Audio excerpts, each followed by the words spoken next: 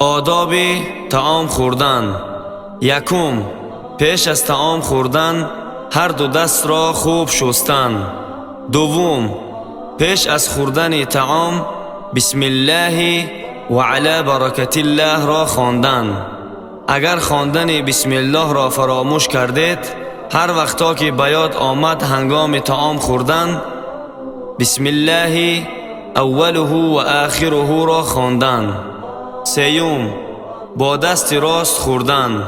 چهارم، اگر با جمعیت باشند از پیش خود خوردن.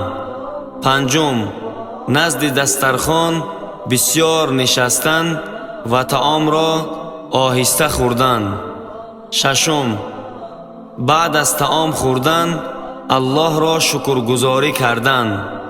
الحمدلله الذي اطعمنا و سقانا و جعلنا من المسلمین را خواندن.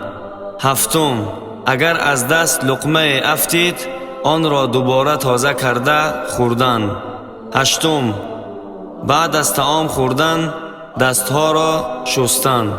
این نوار را نشر کنید، زیرا اینکه سخنان خوب را برای دیگران رسانیدن صدقه جاریه است. و السلام علیکم و رحمت الله و برکاته.